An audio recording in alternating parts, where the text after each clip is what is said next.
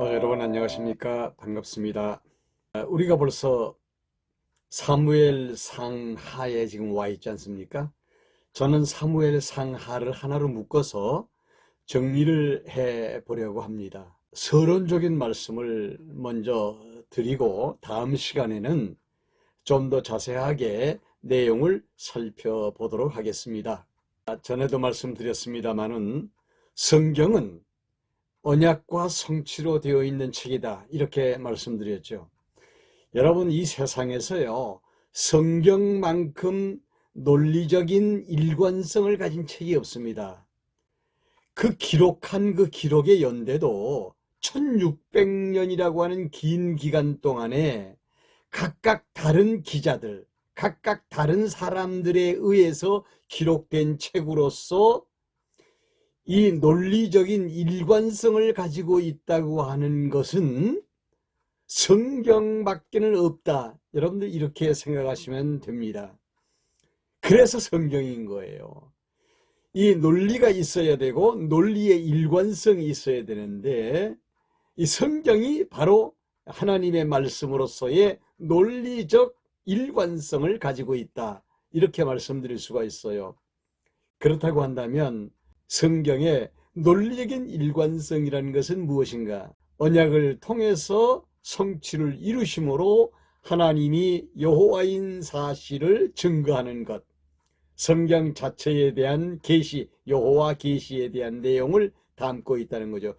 창세기에서부터 요한계시록 마지막까지의 쭉 진행되는 역사의 섭리가 바로 거기에 있습니다. 오직 여호와 하나님을 증거하는 것. 그러면 여러분들 생각할 때 그럼 예수님은 뭐야? 질문하실 분도 계시겠죠. 여러분, 예수 그리스도를 통해서 하나님이 여호와인 사실을 가르쳐주는 것. 신약에 와서는 그 여호와 하나님이 성도들의 아버지가 되신다는 것, 이거 가르쳐주는 것이 성경이라는 거죠.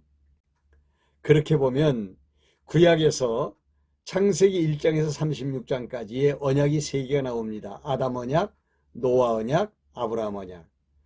이 모든 언약에 대한 내용이 하나님의 나라에 대한 언약이거든요. 그 나라의 요소가 3가지예요.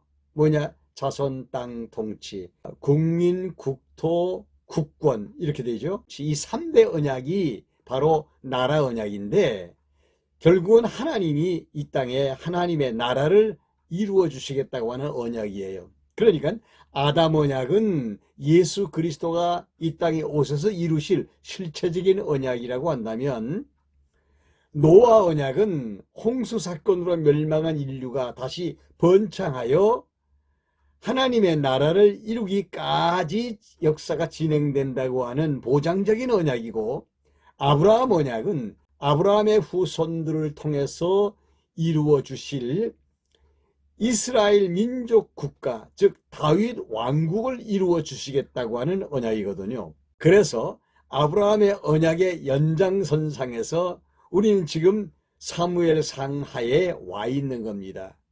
그러면 그 과정을 우리가 이미 지나왔기 때문에 이렇게 말씀드릴 수 있어요. 창세기 1장에서 36장까지는 3개의 언약이 들어있다고 했죠. 그 중에 구약에서 진행되고 있는 역사는 아브라함 언약입니다. 그 아브라함 언약 중에 3대 언약, 자손, 땅, 통치가 어떻게 이루어졌느냐? 자손은 애굽에서 광야에 이르는 과정 속에 자손 번창이라고 하는 언약이 성취가 되었고, 그리고 모세를 통해서 요단 동편 땅을 점령하는가 하면 여호수아를 통해서 요단 서편 땅을 점령함으로 땅 정복에 대한 성취가 이루어지지요. 룻기에서 에스더까지의 내용이 통치 언약 성취에 대한 내용인데, 지난번에 우리가 룻기 했죠. 룻기에서는 다윗의 족보가 나와요.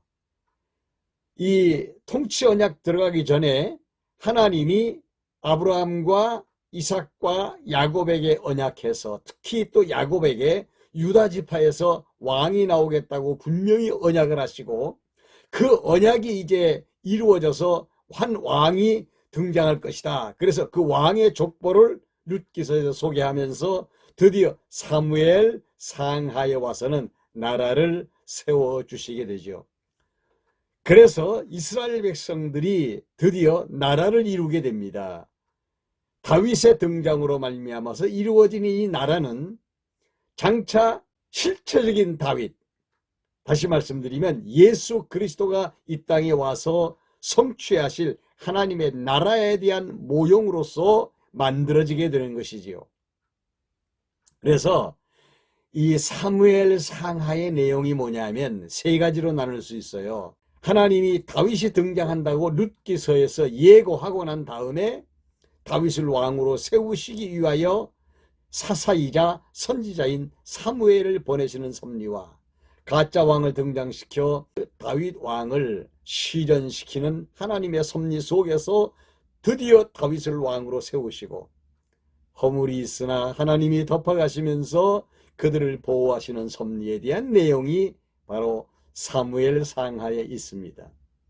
다음 시간에는 이 사무엘 상하 안에 있는 좀 더 자세한 내용들을 소개해 보려고 생각합니다. 여기까지 따라와 주신 여러분 대단히 감사합니다. 영상을 보시고 난 다음에 잊어버리지 마시고요. 꼭 좋아요를 좀 눌러주시면 좋겠습니다. 그게 굉장히 중요하다네요. 네. 그러시고 여러분들 빨리 100명이 넘어갈 수 있도록 좀 운동 좀 해주십시오. 대단히 감사합니다. 다음 시간에 또 뵙겠습니다.